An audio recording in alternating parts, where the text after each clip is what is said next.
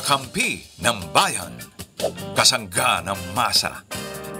Kapanalig ng batas at hustisya. Attorney Danny Con. Abogado de Campanilla. Magandang gabi sa inyong lahat. At pag sinabi kong lahat, kasama na dyan ang kumakain, ang hindi pa nakakakain, ang walang bala kumain dahil nagjejeta. May 40 cars man kayo o wala. Hala, diba? Yan na tayo. Basta, andito na naman tayo sa isang episode ng paborito ninyong programa, ang Attorney Danny Con, Abogado de Campanilla. Ako po si Bibeth Orteza, ang inyong sawsawera ng bayan.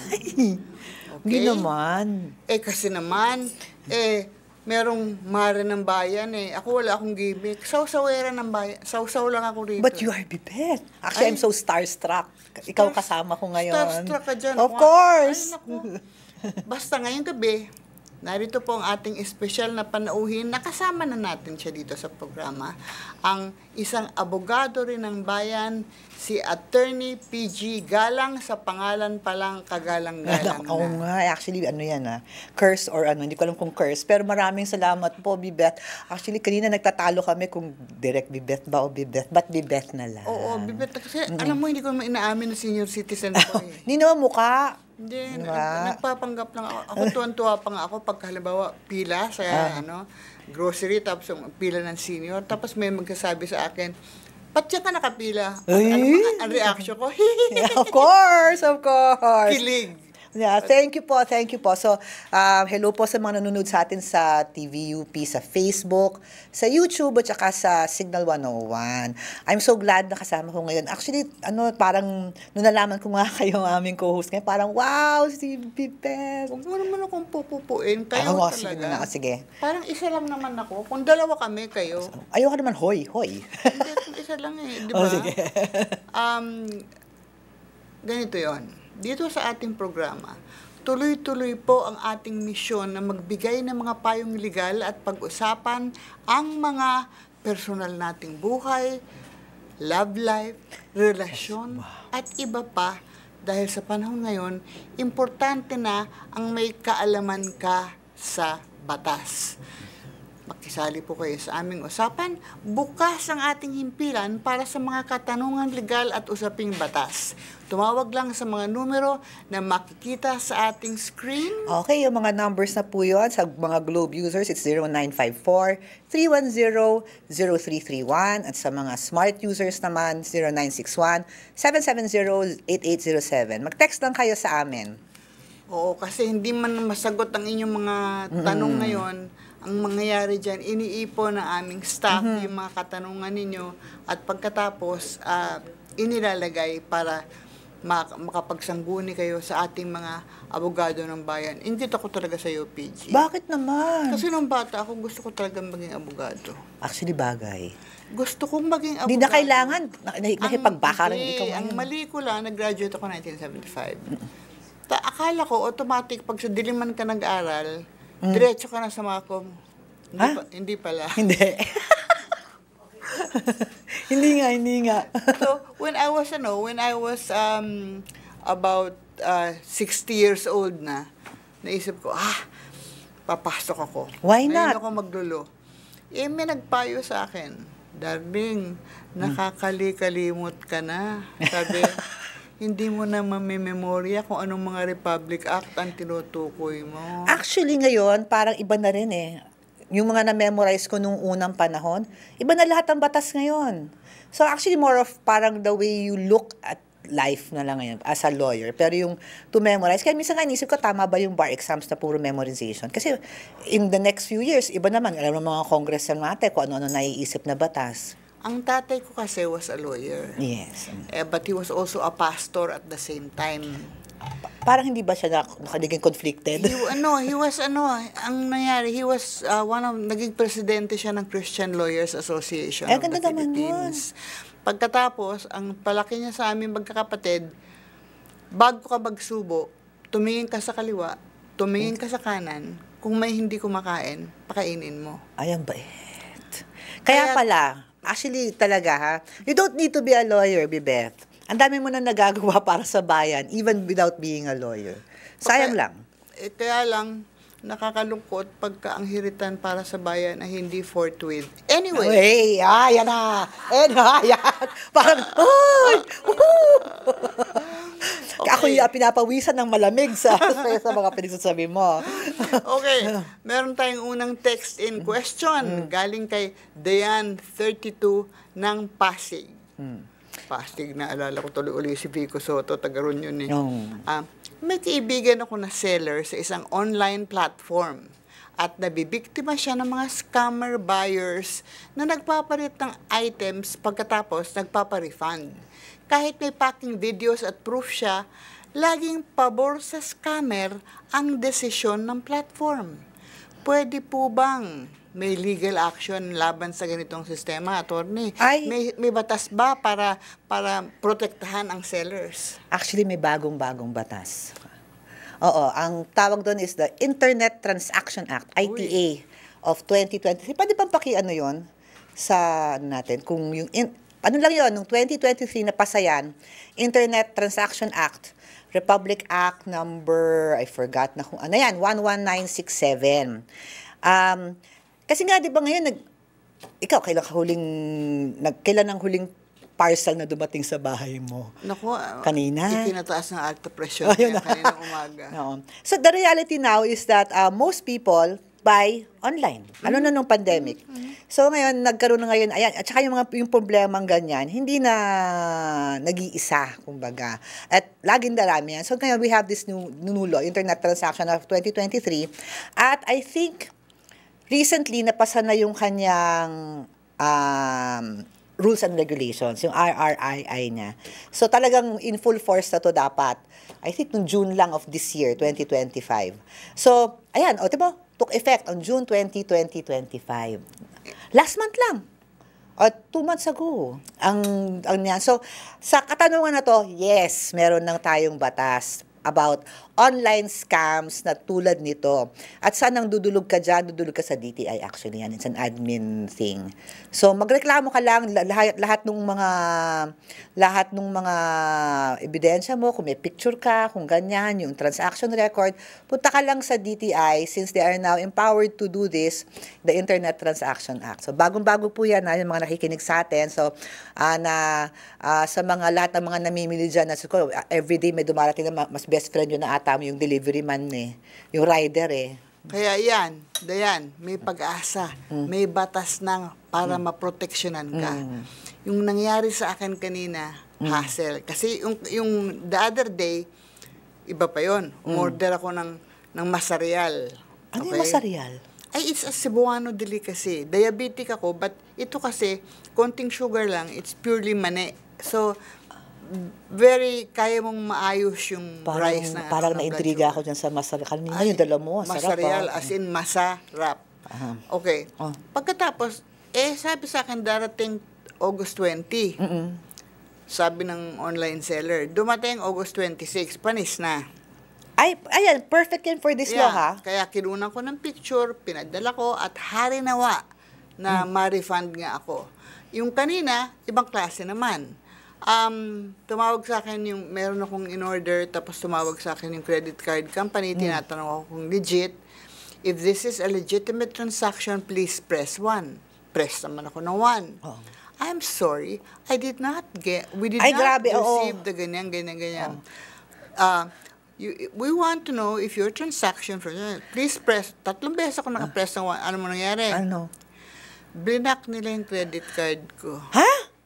Blinak nila kasi raw nakakailang ka na tapos nagkakamali. Oo, tapos sabi nila we think there's fraud. So tinawagan ko yung credit card company at nag-usap kami at kailangan daw kasi supplementary card holder ako ng asawa ko, kailangan daw ang asawa ko. Parang mas perwisyo pa yung nangyari sa'yo kaysa sabi ko ang asawa ko natulog ng 5 o'clock kasi may ginagawa siya.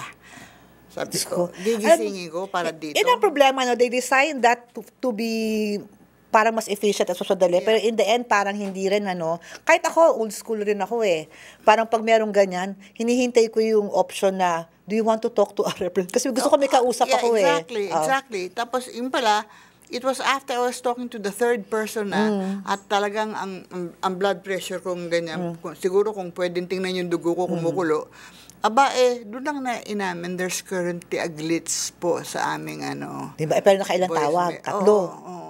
Ay, talaga naman. So, Ang alta presyon, ha? Wag na muna. Pero, pag mga ganyan, sa mga kung best friend nyo ang rider, although, alam mo, sa totoo lang, kunyari kung ganyan, huwag ka na umorder ulit doon, di ba?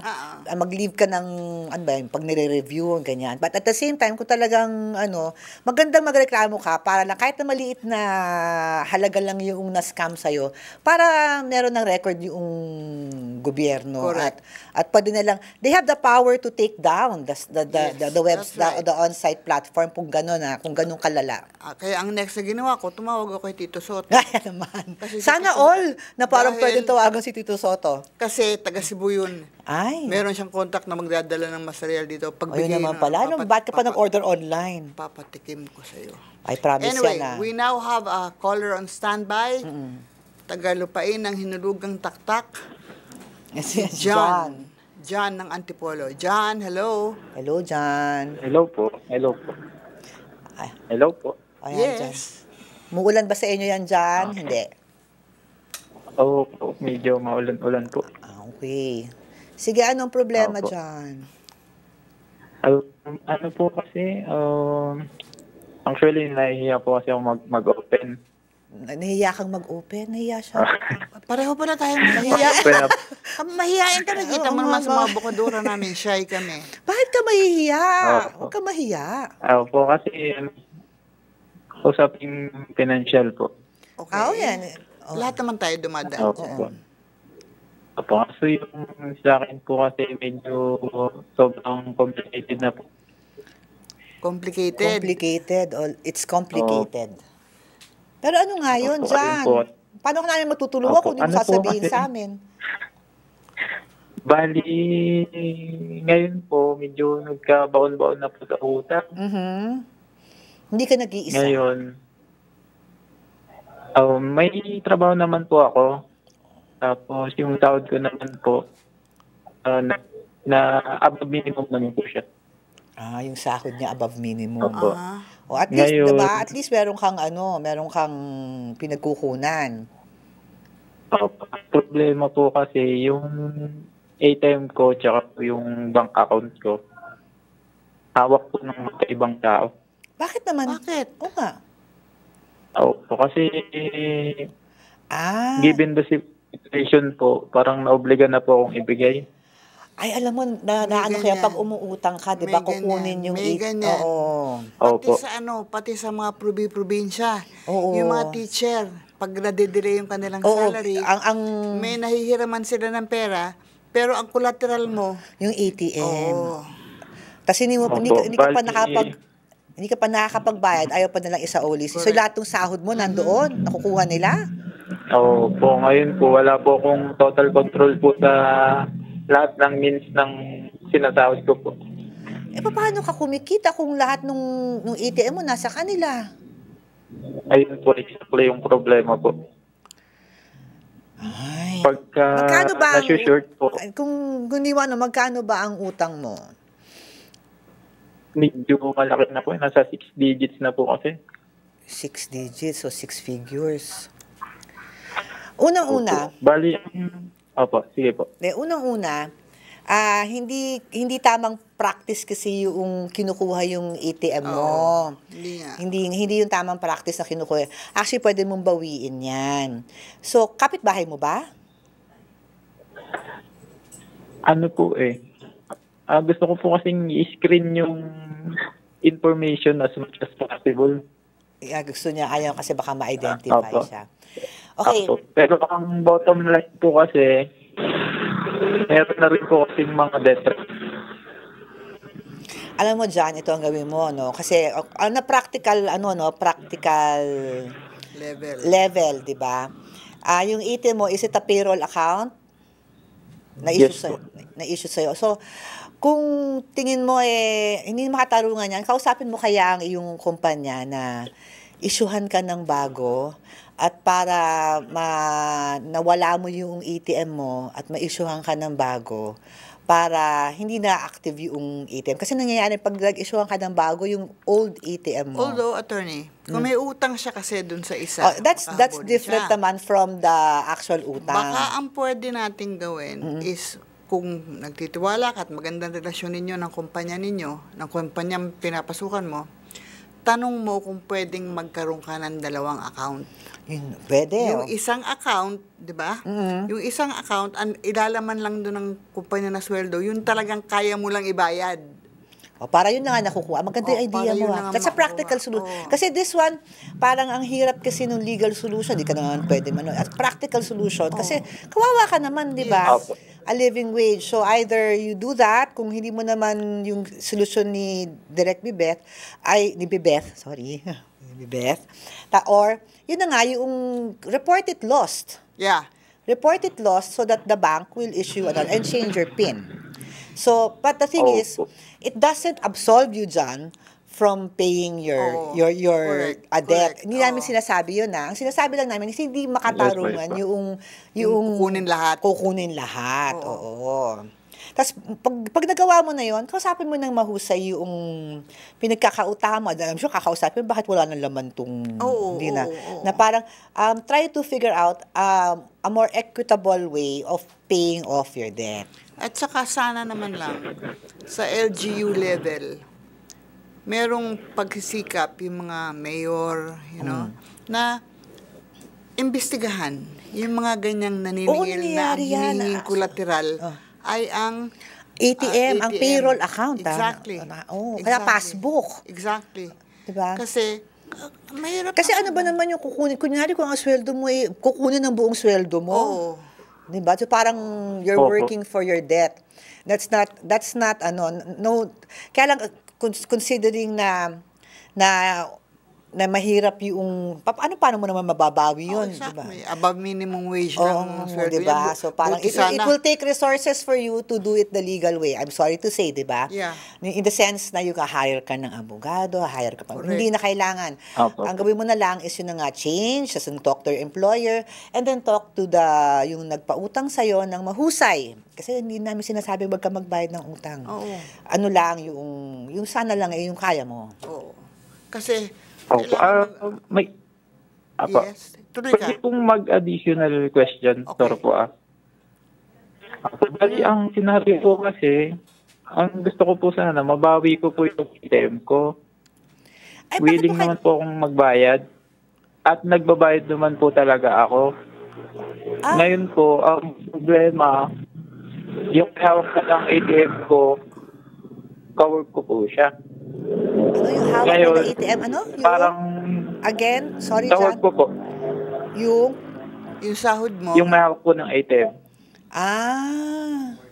Ngayon po, parang sinisiraan niya po kasi ako sa trabaho. sinisiraan ka. Parang ganun. iba pa yung Tapos paninira tinatakot. sa trabaho. So, kasama mo sa trabaho itong pinagkakautangan mo?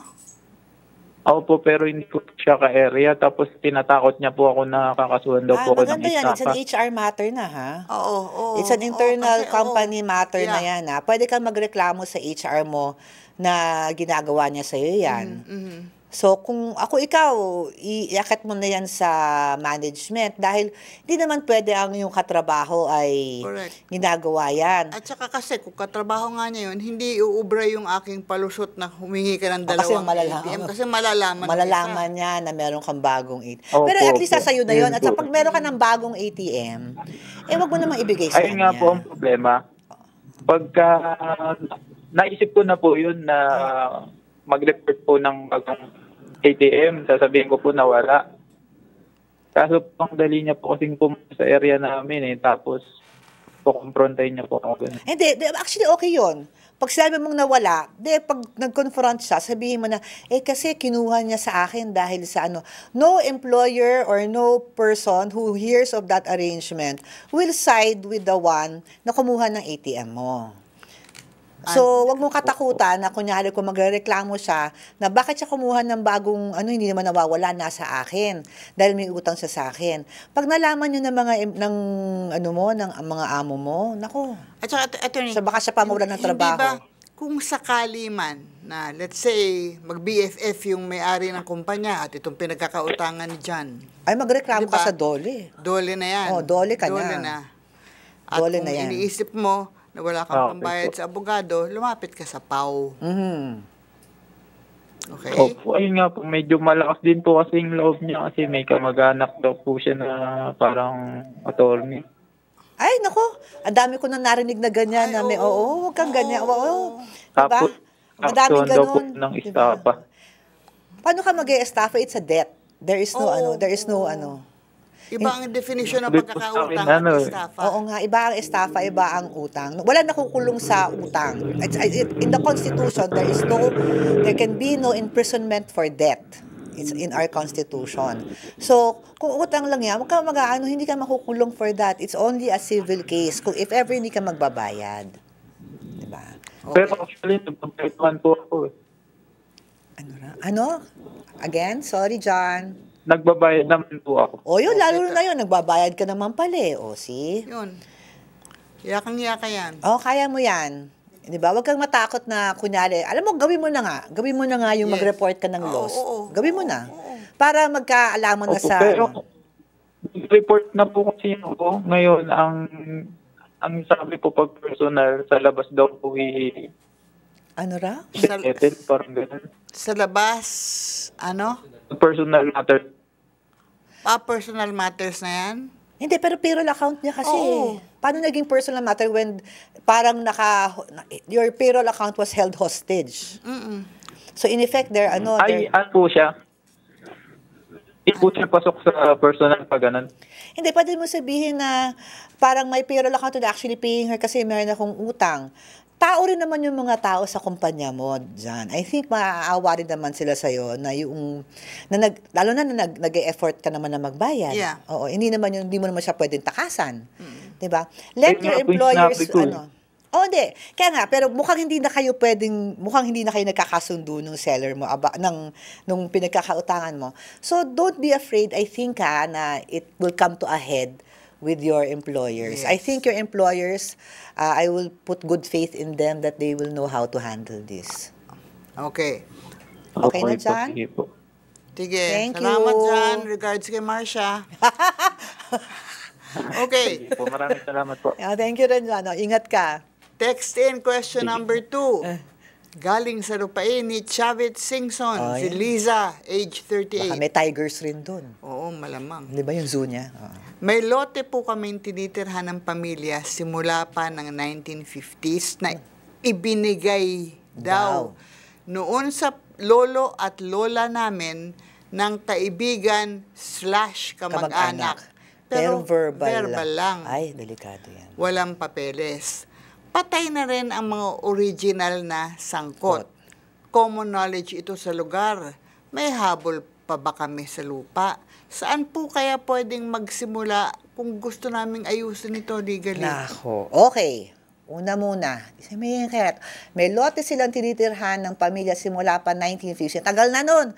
Mag-iisang halos 75 years na Oo. possession, possession. I would assume na possession. Pero binigay daw doon sa lolo't lola namin ng kaibigan at kamag-anak. Ang tanong ko dyan, una, is may titulo ba tong loting to? Kung titulo yan, kahit na pero kahit na verbal, it's still in the name of the owners. Kasi yung ating sistema is torrents eh. Pag torrents title, it is final and conclusive proof of ownership. Hindi yan basta-basta na ililipat without papers.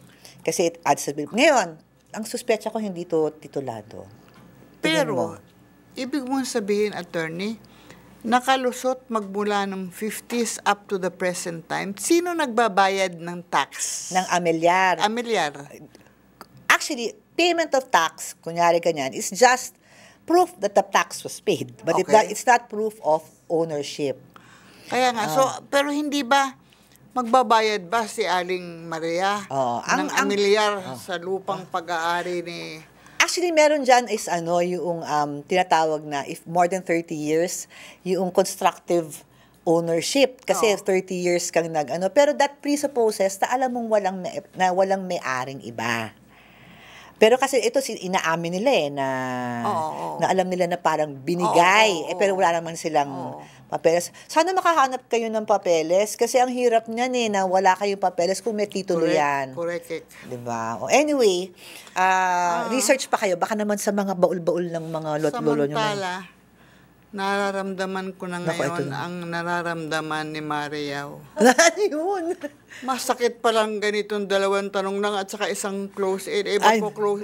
Isang phone-in question, magpo-closing nangyari na tayo. sa amin dati, mga isang tanong nga lang at isang phone kadaldalan Parang feeling ko nasayang ang lipstick ko. sa mga nag-text, nag-comment sa aming Facebook page, abangan nyo pa ang mga susunod nating episode.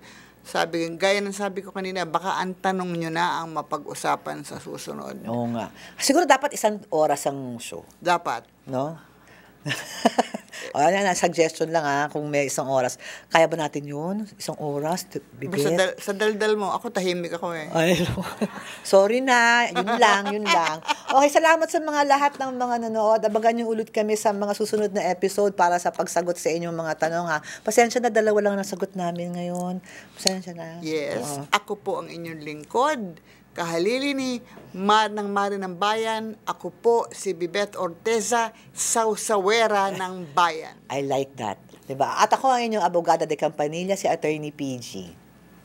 Diba? So hanggang sa muli po. Muamua. Thank you.